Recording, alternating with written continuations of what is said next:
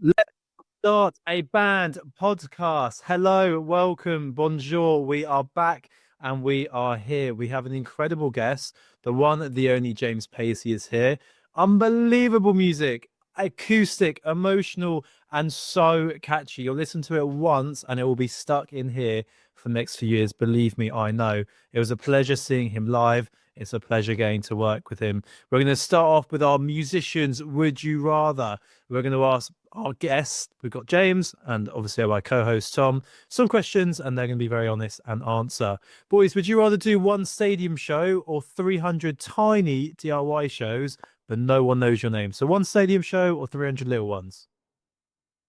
One stadium show. Westwell. 300 little ones. Oh, they're arguing already. Right, number two, billionaire fan who never posts you, or viral teen fans who post everything, fan accounts the lot. Sorry, Josh. I was still speaking over you when you started talking. Can you repeat it? Would you rather a fan who is a billionaire but doesn't really talk about you that much, or loads of viral teen fans who post everything? They're obsessed, your personal life, they've got fan accounts. What would you rather? Definitely the second option. 100%. Oh, that's so tough. Yeah, probably the second option, I think. Oh, would you rather never write again, but royalties pay your mortgage, or you keep your ability to write as a musician, but you're on the dole for the rest of your life? Oh, that was a miserable one, that, wasn't it? Yeah, you made me feel sad with that one. Oh, uh, I think number two. Number two. It's most likely. What's that? I think as somebody that can't write music, I'd very happily have royalties paid for the rest of my life. Don't sell your soul. Don't do it. Manager steals your money, but books lots of gigs for you, or no manager and barely any gigs. The manager who steals the money and books lots of gigs. I feel like if he puts the work in, he does a bit, because a bit of something is better than 100% of nothing, right? So Very true. Can't argue that, James. Yeah, I agree with you there, James. 100%. He can have a little slice of the pie, can't he? yeah. He deserves it. Okay, right, we're gonna jump straight in. James Pacey, you were invited to play Wreckfest, and did incredibly well. And people were there like, "Oh my God, Josh, you need to book him." And like, the thing that I found really mad about the performance was people were singing your lyrics back to you, even though they never heard you before, never heard your music. But like, literally on stage hearing that chorus once, I saw people like singing your lyrics back to you. As a musician, how I'm never gonna have that. I'm not as talented as you. Like, how does that feel? You know, strangers singing your music back to you. Do you know what? I feel like I spotted that myself actually, and I've almost got to like shut my eyes and focus on the song so I don't like just crack a massive smile mid song, because that's how it makes me feel. It is yeah, no, it feels like a blessing when I see that happen, and also it makes me feel like, yeah, I've written a good song here. Yeah. And that me, and it is, and like people are just, I mean, the reviews were insane. Have you ever watched a music performance yourself that completely changed your perspective on music? Um, many times, many times. Do you know what? Everything I see, I look at things I like and what I'll do differently and what I'll take from that. But I saw the great Catfish the Bottlemen at the Principality Stadium last year. Very lucky to be there, and yeah, that's opened up my eyes to a whole other world, and that's set me some new targets. That has, and that's how I want to be. James, if you were to meet Van McCann in the lift, you have time for one question. What would you ask him? Oh, can you teach me to write songs like you? It's a great question. It is a great question. James, like, obviously some of your music yourself, mate, it's just absolutely fantastic. I mean, I came on today, singing Escape just for you. When you wrote that, did you know how good it was? Or is it something that even today is just like a shock and you're hungry for more? To be fair, when I get to like when I start a song, once I'm I've got about 20,000 lyrics written in my notes, right? And I've been through them so many times that most of them all just stay there. If I'm honest with you, it's a bit of a graveyard.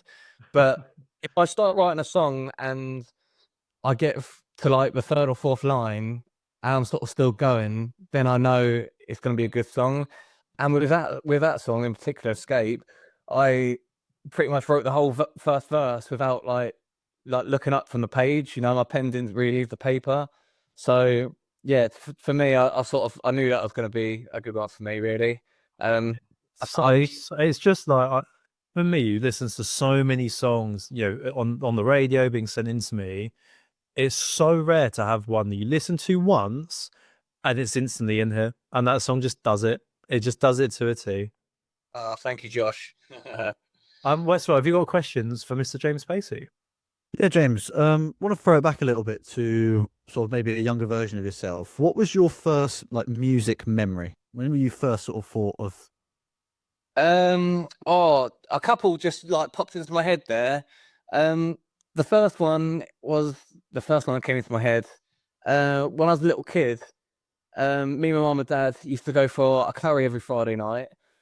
I didn't actually like curry at the time. I'd have omelette and chips. I had to take my own ketchup with me. Uh, we finished that, we'd go down the pub that's down the road after that, and there was this singer, basically. He had backing tracks, and he's just a singer. Um, and he sang all sorts really, but that's my first memory of music, and I can recall like I must have been about 8 years old or possibly younger. I remember like all the women in their 40s and 50s like pole dancing on like the stair banisters and stuff like that. And I thought, yeah, fair play, he's got it, you know. Yeah, the second one, it's just I always think of it as like my first like bit of music really. Just like singing my heart out on the way to school, as I'm sure everyone did. Right. So that live element of it really like is what stuck out for you. It wasn't necessarily like specifically like into these bands or anything like that. It was actually going and being around music and singing and doing all of those things and watching live performances. Yeah. What for you was the point where you then decided to flip it instead of being somebody in the crowd, deciding actually I want to be up there on stage and doing it? And I guess the next question from that will be like, and at what point do you think, oh wow, I'm actually doing it? Like I am now living that. In answer to your first question, pretty much the same time, because yeah, I say I was probably like 7, 8 years old, but I used to sing James Blunt, "You're Beautiful," and I remember like when the singer would take a break, my dad would be like, "Oh, can my boy get up and sing a song in your break?" And I'll do it, and I'll sing "You're Beautiful" to my mum in front of everyone, and everyone loved it. So I knew that I loved like performing. I've always sort of been a show off since that age, you know. I thought everyone made me out to be, and a show off, and I loved it. And sort of any opportunity I could, I'd like jump in the karaoke's and competitions and stuff like that. Yeah, I mean, I remember when I went on like a school trip, we done like one of those stay away ones, Hayling Island or something. They said there's a talent show, um, and I had a little sing song and stuff. And I remember like my teacher like came and like gave me like a present afterwards, like this is for being like brave, like, and we were really impressed with you. I remember like the girls like in the crowd going like, all like, no, yeah, no, I just love it. Amazing. When you're performing, is there anything you go through, like when you go up on stage? I can see, like, just even like this interview, and you're quite an energetic guy. But do you have to switch that on, or is that something that's just you're always like that? Um, no, I don't know. I just am who I am, really. I Yeah, feel, that's who you are. I feel what I feel. I am what I am. Just for you. And finally, coming into like actually writing music and recording music and things like that, what would you say is like the key differences from when you started to where you are now? Like, what's changed, like in the studio or when you're recording and things like that? What's changed in that process recently? Um, I'm definitely more confident at speaking up to a producer on what I want and what I want to hear.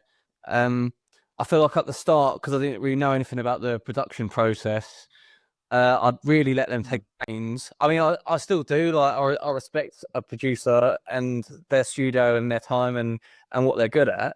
But obviously, I know what I want my baby to sound like. So Yeah. I, but yeah, so I definitely will speak up, and I'm constantly looking for ways and like different kinds of music, and I like pulling elements from those, and saying, suggesting, and sometimes even when they disagree, something sounds good, I stick to my guns, and then at the end they'd be like, "Fair play," So Yeah. it's just the confidence of speaking up, I think. Yeah. Yeah, and finding your voice and actually finding that like direction of what you know, I want it to be like that is quite a powerful thing.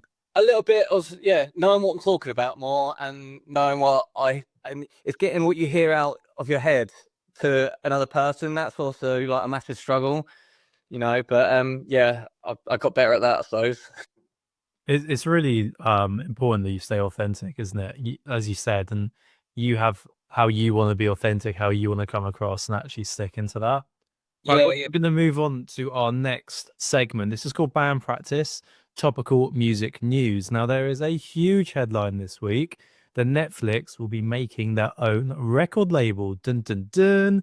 They want a slice of your streaming, touring merch, and biscuits by the sounds of it. So, what they will be doing is offering independent artists a full 360 deal, and in return, they will be going on to big kind of series shows. I mean, the reach of Netflix across globally is, millions and millions and millions of people, and they think that's huge leverage to be able to bring musicians over. But they do want that 360 deal where they own everything. They are in control. So it'll be a label style activity. So it'll be doing the media, getting onto podcasts and film, as well as kind of releases, doing press releases as well. This hasn't been confirmed yet. It's just a very hot topic. And basically going into that, which it'll really shake things up. A lot of labels are saying they're just becoming media companies now, moving away from classic kind of label deals, which it is a weird thing to kind of start thinking about. But there you go. Festivals are favoriting micro stages, discovery, nostalgia, actually creating an experience in, which I love. I love that. I want to see more of that. I want to do that more with Wreckfest and make each stage really its own and coming into that, which I think is going to be really key. And of course, artist health and cancelled tours. There's a lot more emphasis on getting rest, and actually, it's not as glamorous as normal, which I think is really nice to see. And the fact that that's getting out there now it is really good, and people are talking about it and hopefully putting things into place. Potentially, that is why Catfish did drop out some of their shows last year. But we'll see. We're going to move on to the fan questions now. We've got a few here come in. I'll open up to both the boys. First question: you have to make a music video. You have unlimited budget. What would you be asking for? I'm going to go to Tom first. Oh god. I get to make a music video. Unlimited budget. Do whatever you like. I have no idea. It depends what the song is, doesn't it? It depends what's going on. What's some of your favorite music videos? Where are you getting this inspiration from? Do you know what I've really liked the Weeknd's music videos for like not the last album but the album before that. But I also like the Last Shadow Puppets, like their second album. Their music videos were great. They were yeah. One that pops into my mind straight away is Are You Mine? It was so cool and black and white and so simple as well. James, unlimited budget, what'd you be doing? Do you know what? My first thing, I'm thinking, how can I get something that's like, it's not really done by anyone else, right? And you're telling me I've got an unlimited budget, right? Hmm? Let's take the party up to space. I love it. Do you hear me? Yeah, I feel like, space, like, or underwater, just something that's just not, it's not really done. I feel like that's the way forward. I love it. People would talk about it for sure. Yeah. Next question is from Tash. Said, guys, you discussed the best guitarist last year. What do you think is the best guitar of all time? Oh, I know my answer. go Westwell. I'm gonna say the Fender Jaguar. Oh, you snake. You absolute snake. Stealing my favorite guitar. James, what are you going for? I'm going with my trusty Tanglewood right here. She does me good, mate. She does me good. Loyalty for you in the music industry. We love to see it. Next question is, guys, what would your tour bus be like on the inside? Would it be very upbeat, very fun, more chilled out? How would you theme it? That is an amazing question. I'm going to come to you, James. You're doing a big tour. how would you want your tour bus to be? Can we have sections? Can we have like course. we can have the party section, and I'd like all sorts of like different color LED lights. You know, that's a bit of me really getting the mood, get a bit vibey and spacey, and then we'll also want that room where I'm just like nobody talk to me, and maybe have a PlayStation set up in there, and you know your Netflix set up, as you say, that sort of thing. Wes, what are you going for? I think I'd have to go for something very, very relaxed. I think after doing a tour and everybody like, all the attention on you, I think I just want to go away and just be like, shut off. I'd want like a proper like hippier vibe, like an old school bus that's been converted or something like that. Fair play, fair play. I was thinking like a huge Winnebago, so we're like opposite ends of the spectrum there, aren't we? Fair play. I like it. I think a party bus sounds more fun. Right, everyone's got that one artist they discovered really early doors. They wear it like a badge of honor. I remember seeing Catfish with 100 people there and some other names. For you two, was there any artists that you discovered really early on? You were listening to their music before they were in the mainstream? For me, I don't know. I don't know how like mainstream this person is, and if everyone will know him or not. But he's got like a huge following now. Ren from Brighton. Yes. He's absolutely incredible. Yeah, I remember. I think it was like Lab Bible like posted a video of him and Sam Tompkins playing Blind Eyes, like busking in the street, and I just thought like Ren was so cool. And I've been listening to him ever since. I think that was like 2018 or something. And I think he had like 20,000 followers at the time, and now I think he's got like 3 million or something like that. His rise has been monumental. I was, funny enough, with Sam Tompkins last Saturday in Brighton. I bumped into him. I've met a few times, literally at a local pub. And both of those two, they really complemented each other well, didn't they? And they built upon it, and they still do street performances. They've not lost their roots either, which is lovely to see. They work so hard as well. Like, yeah, like, especially like I'm talking about like Rim more so in my opinion. I like his work ethic is absolutely like outstanding. Like, just don't think it could be matched. But that's someone to aspire to, definitely. Amazing. Tom, who are you going for? My first I think would be like White Lies. I remember listening to them when I was quite young. Blind Avon and Marika Hatman, probably two like midsection, and then I'm gonna claim it, and I don't care if anybody says it isn't. I swear I was like one of the first people to listen to Fontaines, who have obviously over the last few years absolutely kicked on. But I was listening to them way before like COVID, so like. Right, can you put like, how can you prove this? Because a lot of people are going to be like in the comments saying no way, no way. I want evidence based here. I'm not gonna say that I discovered Fontaines DC, but I was pretty damn close. I would have You started. do have some good picks sometimes, Tom. I will give it to you.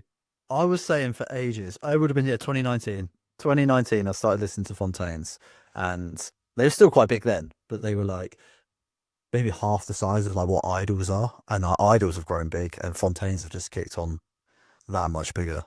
And I'm owning it. I'm claiming it. Great sound. Chloe has asked, guys, loving the podcast, really enjoyable to listen to each week. Thank you very much, Chloe. She said, can you all name a band that you think deserves more praise? I'm going to go first while the boys are thinking. And they are big now and they're doing very well, but you're saying they deserve more praise. I'm going to have to say Wonder Horse. I just think that they are phenomenal. And I've been, listening to Fontaines DC like crazy, of course. What an incredible artist and band they are. I just think Wonder Horse can get to that level, maybe even should be at that level in the next few years. Another album or two, they should be there, and they should be going on to headline places like Reading. I just think they're absolutely outstanding. You two, who are you going for?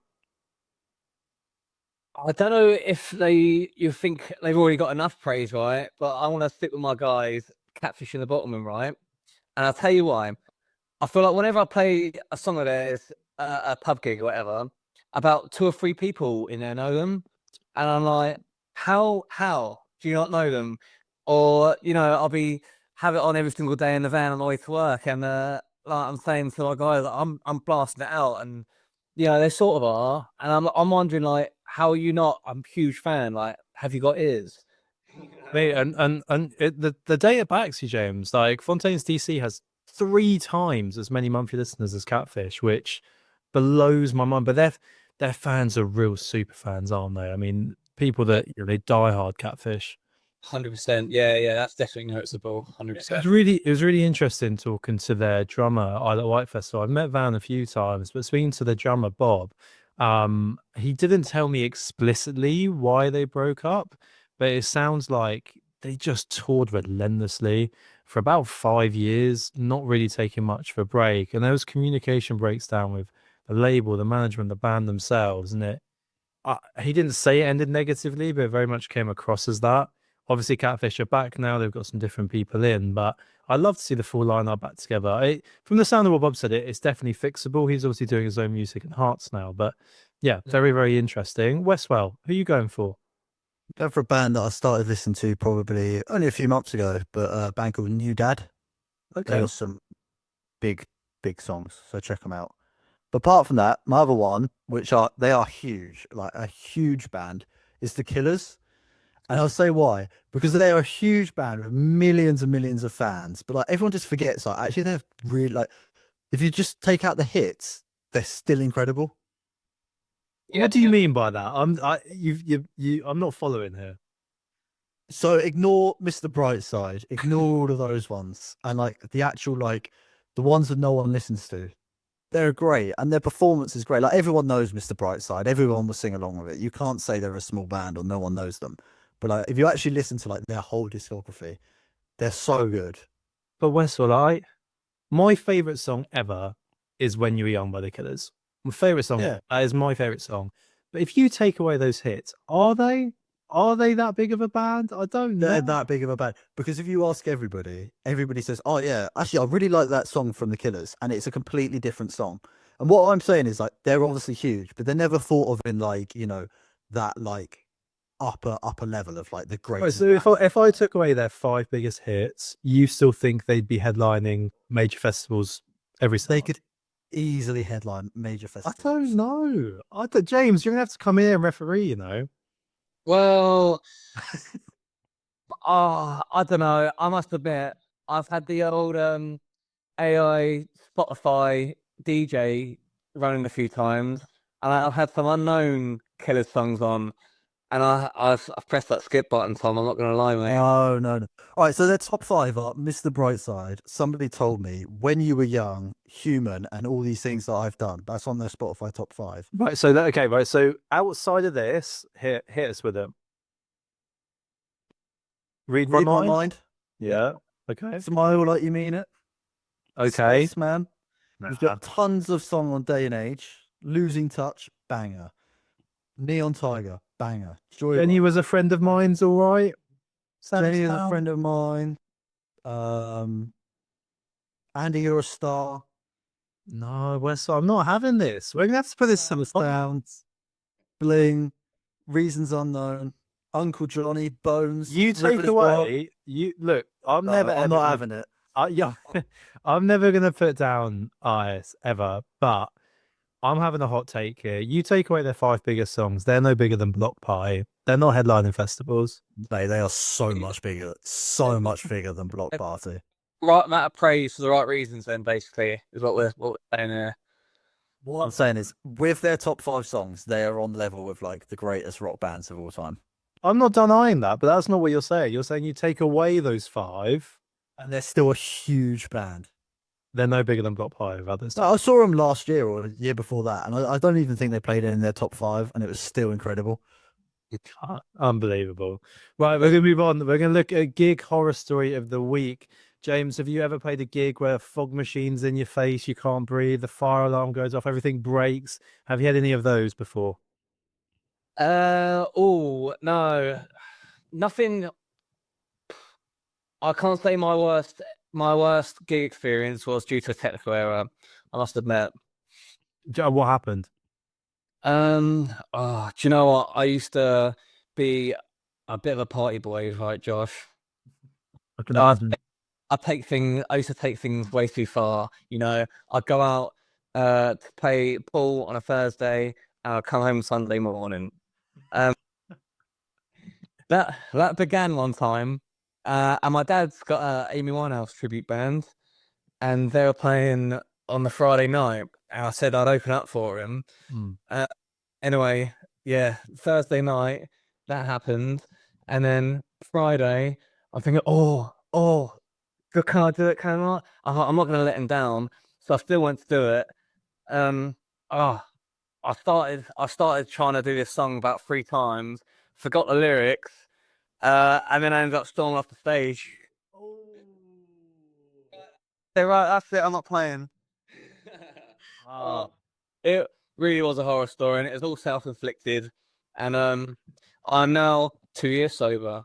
It's a tough lesson to learn, but sometimes the best ones. It is, yeah. No, that was a long time ago, and I'm glad I learned from my mistakes. Love that. Right, Mr. Westwell, it is your time for quiz of the week. It's me. Oh, yes. James. This is Josh versus James, and this is going to be a geography-based music quiz. Yeah, so bear with me 2 seconds. When people say geography, I just think of like flags from FIFA. Yeah, don't worry, I'm not going to get you to do that. What I'm going to do is I'm going to ask them one by one. So, like, I'll ask Josh a question. It'll be multiple choice. If you get the answer wrong, I'll throw it over to James. You get a point if you get the answer right, and then obviously I'll do. So you also go first. Really, is the question. We'll let James go first. Oasis played their first London gigs at which now defunct Camden venue? A. Dublin Castle. B. The Good Mixer. C. The Falcon. Or D. The Monarch. I'm gonna say A. Dublin Castle. Spot on. Taking an early lead there. Come on. It's great. Well done. Josh, which London borough is closely associated with the early grime scene centered around Wiley and Roll Deep? A. Hackney. B. Tower Hamlet. C. Newham. Or D. Haringey. I'm gonna go D. Incorrect. I'll throw over to James. I'm gonna say B. Tower Hamlets. Spot on. Oh, James. He must have like a little Apple Watch or something, getting his art. Do you know what?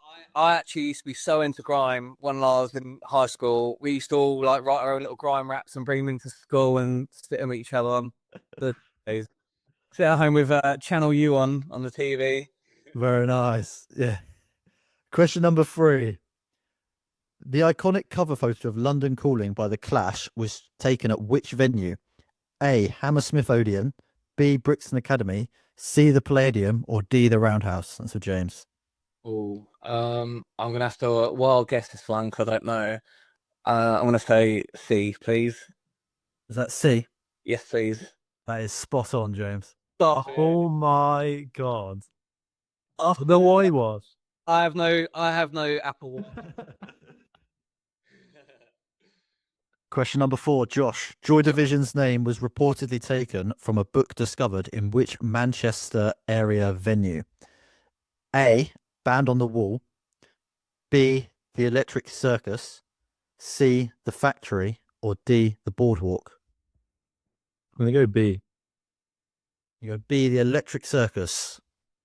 That is incorrect. I'm going to throw it over to James. I'm gonna go C, please. Both incorrect. The answer was D. The Boardwalk. Thank God for that. I thought it's not. I thought this would be like the first quiz I don't get one right. All right, James. Which Sheffield venue is closely associated with the city's early electronic and post-punk scene, including the Human League? Is it A. Leadmill, B. The Grapes, C. The Limit, or D. The Boardwalk? Ooh. Now, again, this will have to be a guess, so I'm just like gonna try line up the Human League with what sounds cool with that. So I'm gonna go. I think it was A, the one I like the sound of. What, Leadmill? Yeah, Leadmill. Yeah. Incorrect. I'm gonna throw it over to Josh. D. Incorrect. It is C. The Limit. Ooh. Oh, that's the only one I didn't know of all those things. All right, Josh. The Good Mixer pub is famously linked with which London music scene? Is it A. Punk, B. Britpop, C. Grime, or D. Indie landfill? A. Incorrect. I'm getting slaughtered in the comments this week. Honest to God. That'd be Indie Landfill, Tom, please. Incorrect. I'm afraid it is Britpop. Oh, who would have played that? Sways? They were the founders of Britpop, no? Well, London in the 90s. You're probably looking Blur and stuff like that, aren't you? Oh yeah. Right, James. Which street appears in the title of a song by The Jam and is a real location in London? Is it A. Baker Street, B. Downing Street, C. Carnaby Street, or D. Portobello Road? I want to say that's Baker Street, please, Tom. That is incorrect. D. Portobello Road? Correct. Incorrect. The answer was C. Carnaby Street. So confident. Oh, Josh, Yes, they'll do my second guess, Josh. Josh, you've got to get this one. Arctic Monkeys first gained attention after demos spread from gigs at which Sheffield venue? A. Corporation, B. Leadmill, C. Plug, or D. City Hall? can you? I think the first gig they played was the Grapes, but you're not asking now. What were you asking? No, I'm not asking that, am I? So you're asking, first gained major attention after demos spread from gigs at which Sheffield venue? It's got to be the Lead Mill. Well done. Your first point is on the board there. Fair play, mate. Fair play. Jesus. Question number 9, James. Which London borough is associated with the early punk scene around the Sex Pistols and the Clash? Is it A. Camden, B. Westminster, C. Kensington and Chelsea, or D. Islington? I know this one. That'd be Camden, please. It is Camden. Come on. I think James might have won this quiz. I think James might have won this, but let's, in all on this interest and fairness, Josh, final question. The Hacienda Club, a central club in Manchester scene, was located in which area of Manchester? Is it A. Salford Quays, B. the Northern Quarter, C. Hulme, or D. Castlefield? I'm going to go with Northern Quarter. You are incorrect. James, fancy a pop at it? I'm not gonna lie. I didn't even listen. Is it Castlefield D? It is Castlefield D. I can't give you the points for that, Josh, I'm afraid. But James has smashed that 4-1 on the scores there. Oh, brilliant.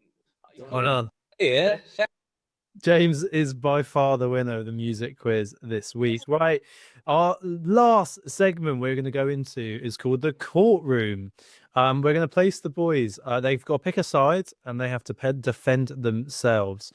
So this was a very famous case. It was Ed Sheeran versus Marvin Gaye, sorry.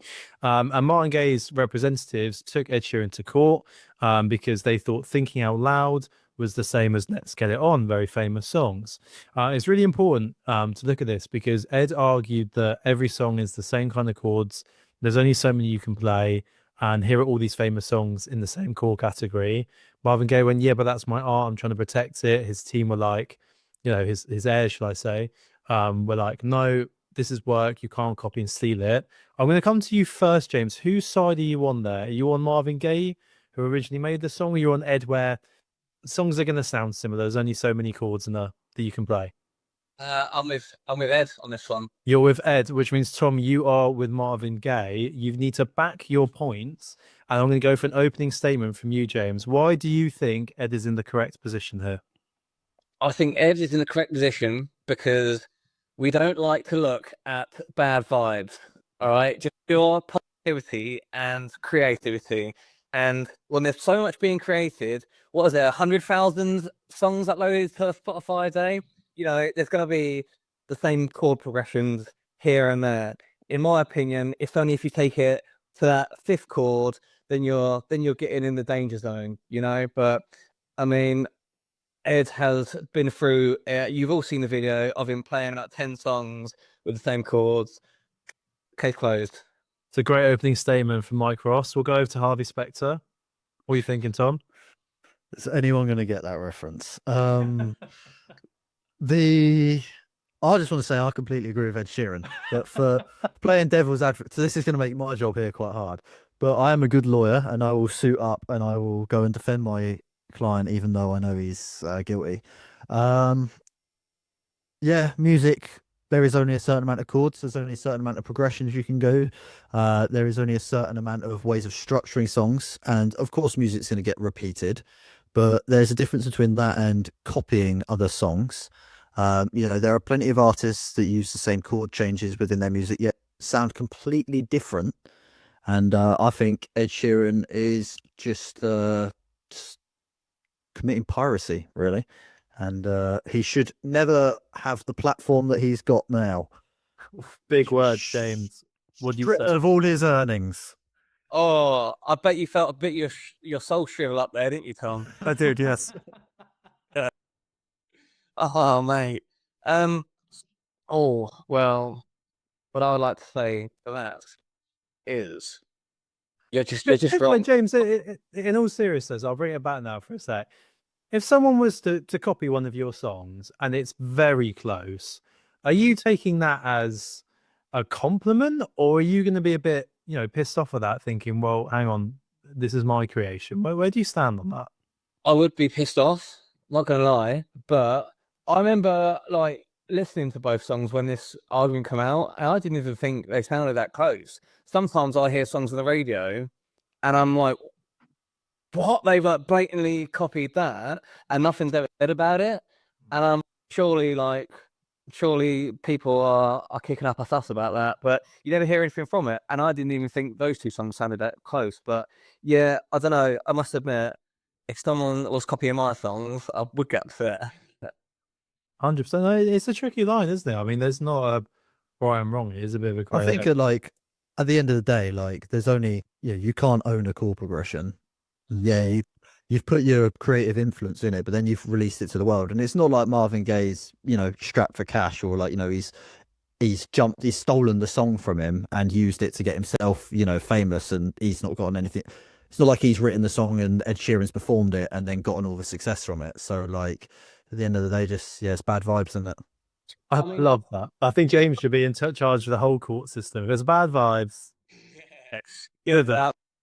no, but I mean, I think if it's got the same chords, but then like the melodies are different, what's the issue? Like it's the melody that's the main thing, isn't it? That's what makes a song a song. So And listen, the radio, there's so much sounds the same, just turned out, washed out, put out. Yeah, right. To end the podcast, James, as a musician, what's the best piece of advice you've ever been given, and why do you think it stuck with you? best bit of advice I've ever been given. Um, I think just like staying focused, and the comments of keep going really. Like I think if you're ever like stuck with writing or stuck with anything like that, I think persistence is key. And those